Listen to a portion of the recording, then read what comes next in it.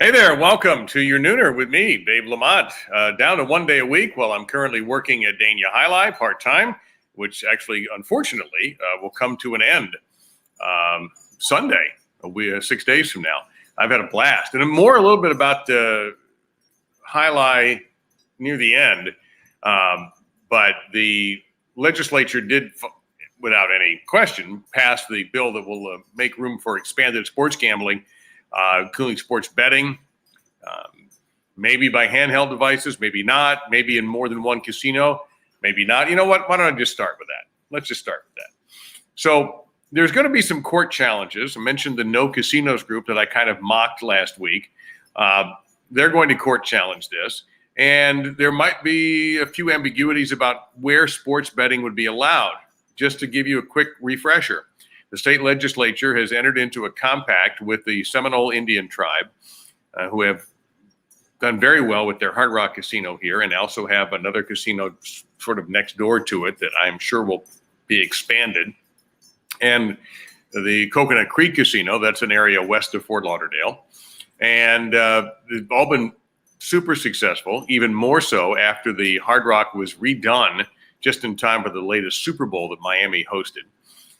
And now there's the talk of expanding, a lot of expansion, maybe as many as 3 additional Seminole casinos to deal with what could be a massive influx of gamblers, and what effect that would have on places like Las Vegas, on Reno, on New Jersey, and other places that have major casinos. We just have to wait on.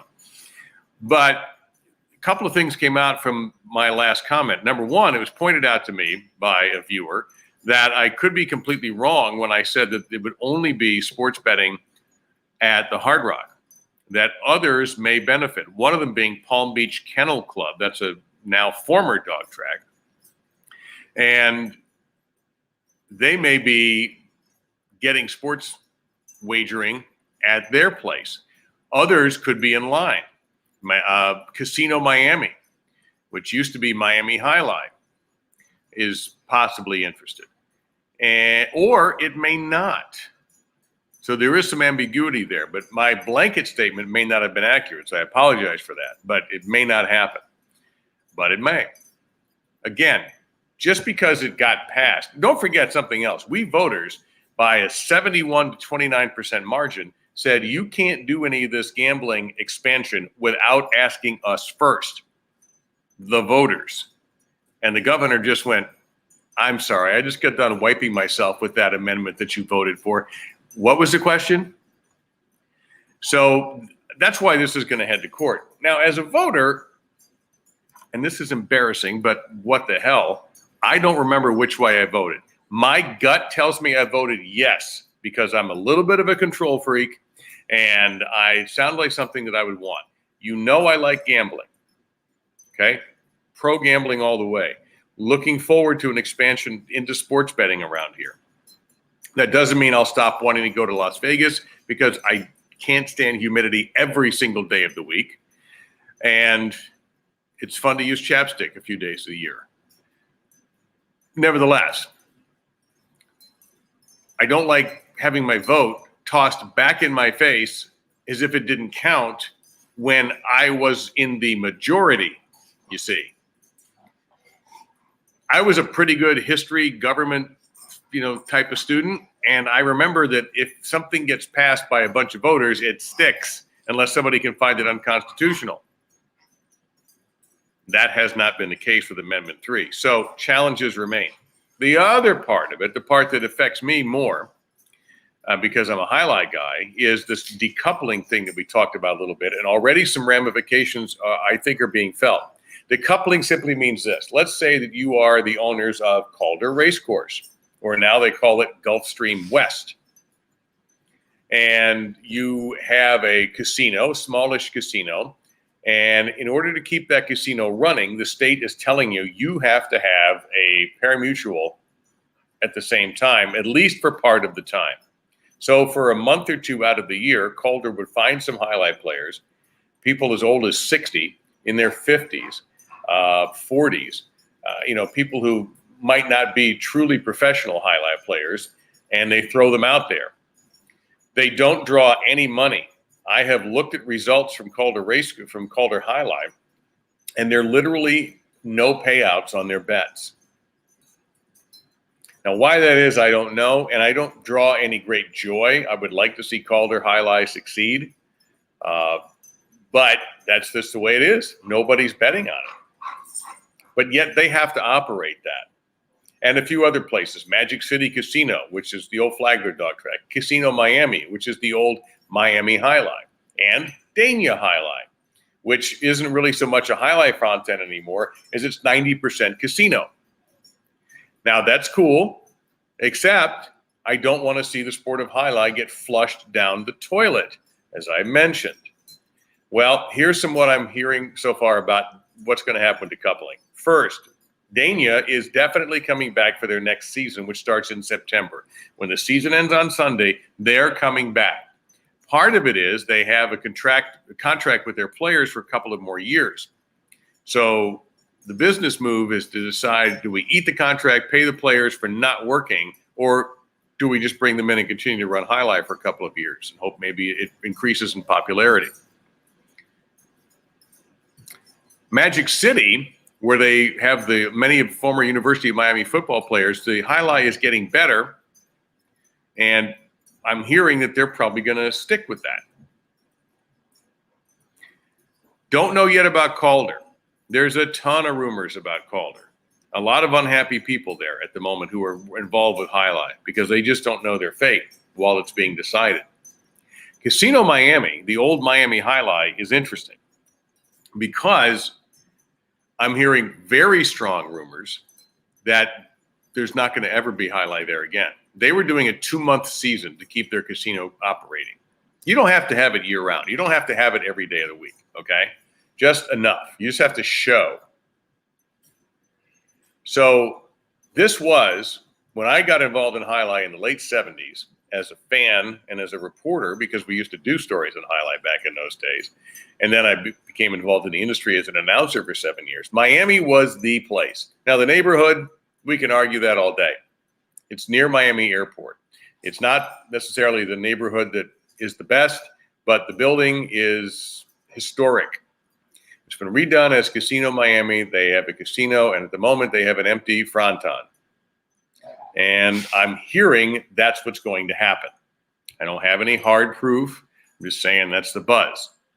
And if that's the case, then you've lost a real part of South Florida history if you close what is now Casino Miami from High Life.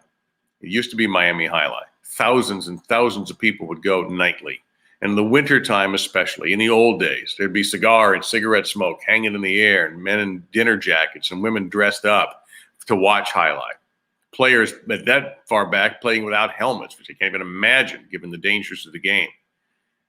And even into the 70s and 80s, it remained a very popular sport until we became a 4-sports town. The media attention dried up. And even having High Life in the opening sequences of Miami Vice didn't help. And there was a strike and all this other stuff. But it would be very sad if that were to happen. Now, is it the smart business decision? I couldn't tell you. I don't work there.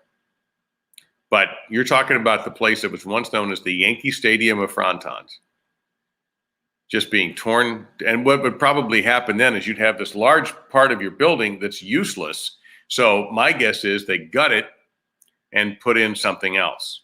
And the other rumor was something to do with Cirque du Soleil. Again, I don't have that written in front of me as a hard fact. I'm just passing that along. That would be sad, if you ask me. But that's the way we are. The High Life just isn't what it was as far as popularity goes. I'm happy to hear that my buddies at Dania are going to continue. Maybe I'll do occasional announcing there as a fill-in down the road. I would love to do that. I'm having a blast right now reliving my glory days of the 1980s as a High Life announcer when that life absorbed me. I would work Tuesday, Wednesday, Thursday, Friday, Saturday, nights in the summer, no matinees. And then in the wintertime, it was Tuesday doubleheader, Wednesday night, Thursday night, Friday and Saturday doubleheaders. And then on Monday night, I would often go to Miami High Life on my night off. And then on Wednesday afternoon, about once or twice a month, a buddy and I would jump into my car and we'd go up to Palm Beach High Life, which is closed, an hour away from where I lived and go for about 7 games and then go to Highlight to work. It was truly a part of my life, and it's a thing I'll always look back on fondly. And I hope that somehow the sport can continue here. So I'll keep you updated. Who's going to decouple, who's not, I don't know. And again, just make sure he gets through all the court challenges before we start deciding on how to bet week 1 in the NFL down here. All right, now, playoffs. Playoffs, exactly. Does the name Spencer Knight, yes, ring a bell to you at all? Well, guess what? It might have to, because this 20-year-old might be for the Florida Panthers in Game 5 against the Tampa Bay Lightning. It was really weird because a couple of days ago, the Panthers make this incredible comeback in Tampa, in overtime from 5-2 down, when it looked like they were going to be down 3-0. They play brilliantly. They switch goalies because they've had a tough time between Bobrovsky and Chris Verge. And, you got the Sergei Bobrovsky is your big name.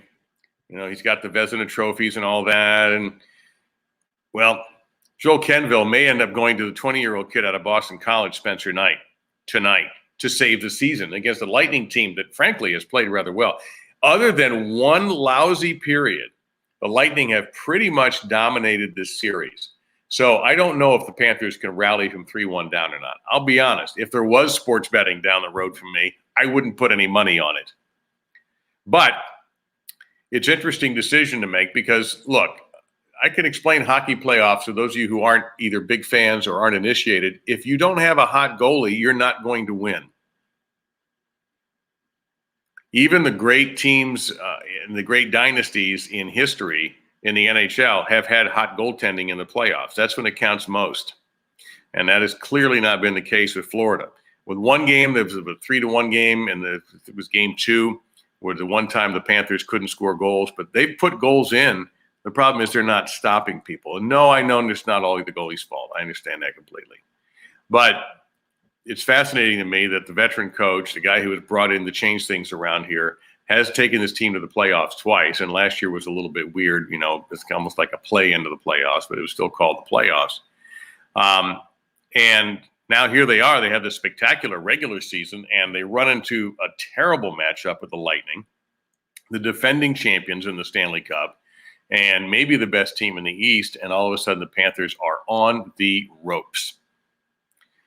They are allowing, by the way, more folks to attend the game tonight. Capacity could be up to 3/4. They have sold out the 50% capacity, which is just under 10,000.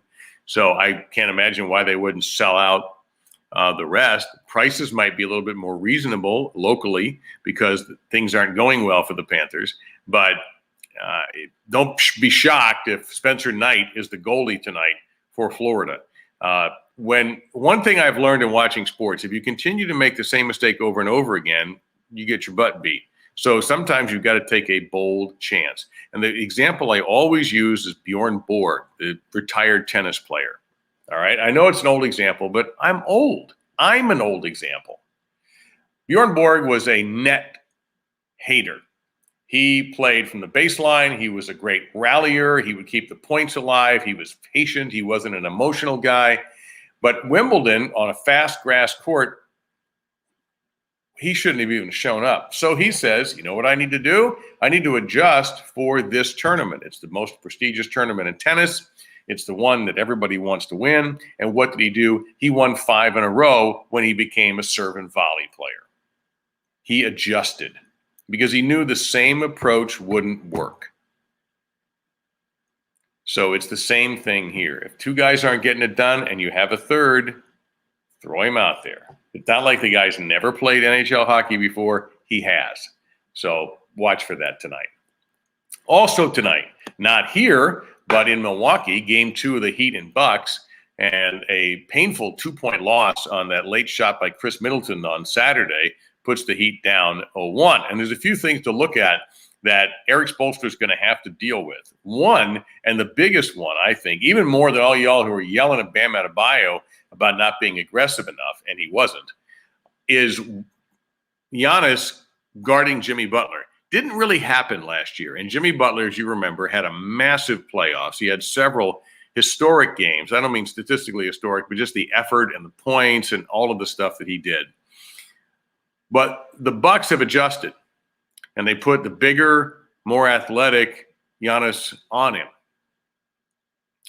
So now, and so that, of course, forces everyone else to step up. And although Goran Dragic was magnificent, and he still might be the key guy for this Heat team, others, Tyler Hero, for example, didn't shoot it well. Duncan Robinson did, but Tyler Hero didn't. Remember, Tyler Hero became a hero. Pardon me for saying that, because I know I'm the 80 billionth person to use that pun. But Tyler Hero became a hero in the playoffs last year. So he sort of established himself as a clutch player, and the other day he was not. He has to do better. What will Erik Spoelstra do to take the heat off of Jimmy Butler? If I'm the Bucks, I'm not changing what's working until you make me. So that's going to be one thing to watch for tonight. Okay, we got to get Jimmy Butler more involved. He's going to have a better game. How do we get rid of Giannis? How do we get him off of Jimmy Butler, other than try to get him into foul trouble? So that's another. Now, as far as Bam Adebayo goes, all right. He wasn't aggressive trying to shoot. He didn't really go after the ball in the paint. When thrown into him, he got rid of it. Even Goran Dragic said to the media that he thinks that Bam should be more aggressive. Now, Adebayo averaged about 19 a game. That's a career best. He's great at the dribble handoffs. He averages over 5 assists a game, but they would defend the trail, or they would trail the player running through the handoff. So that's a problem. And Brook Lopez just kind of let Adebayo stand around and do nothing in some cases. There's a really good article in theringer.com. There's a photo of Adebayo with Brook Lopez, who's socially distancing on defense, literally. And they know that Adebayo, who's standing at the elbow, which is the area near the foul line, isn't going to shoot that, and he didn't. He was a not too great mid-range jump shooter. He can't be weak inside. He can't be weak attacking the rim. But the one thing that he needs to get better at is becoming a better post player. And the thought is, if you're a better post player, everything around you is going to be better. Yeah, I know. Listen, he hasn't been around that long. I get it. He's being paid like he's been around long, and that always seems to come up. But for example, and again, I'm using the Ringer here as a source, when he got a post touch, he gave up the ball over half the time, 54% of the time. Only 2 other players who had as many or more post-ups than him did that more often, Mason Plumlee and Draymond Green. And when he didn't pass, he scored less than a point per chance, which ranks in the bottom of the top 30. So he doesn't get double teamed because people aren't afraid of his offense. You've got to make them afraid. Now, it's not as if he's going to roll into the arena today, get off the bus, and all of a sudden become Hakeem Olajuwon. By the way, how incredible was that guy as a player? And I think people have sort of forgotten about him, and you really shouldn't. I mean, he was the guy who brought us the man-sized triple-double: points, rebounds, and blocks. Now, let me take another exit on the highway there. I'm fully aware that guys like Wilt Chamberlain and Bill Russell probably did that during the regular season about 50 times, but nobody counted block shots back then. Now, let's back up to Bam. So if you're defending him, you're going, great. I don't have to commit a second defender to this guy very often, so I can worry about Dragic, I can worry about Butler, I can try to keep Duncan Robinson from going off, I can try to jam Tyler Hero. So this is where the Heat have got to get better, and this is where he has got to get better, period. If it doesn't happen, then we're not going to be seeing another Heat playoff run like we did last year, period. So Adebayo's got to be more aggressive. Jimmy Butler's got to get a break. Dragic has to continue to play at a high level. The Panthers are getting buried on the power play by Tampa Bay, and the goalkeeping may get an injection of youth tonight. And I'm going to highlight this week, and the good news is I think Dania is going to be back in September, but I really don't know about Calder or Casino Miami. And losing Casino Miami, to me, is losing a part of the heritage of Miami. And maybe people just don't give a crap anymore. Okay. But that would bother me. That really would. It's a business decision. Business decisions are cold-hearted frequently. But by the way, wouldn't that be awful if this is the thumbnail that YouTube uses, me doing this? That would be like telling you not to watch. Don't be like that. All right.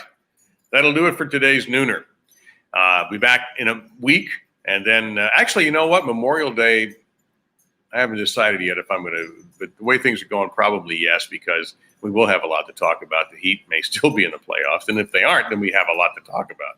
So probably be back next Monday. And then the Fridays will come back also in June once things begin to slow down for me a little bit. This month has been super hectic.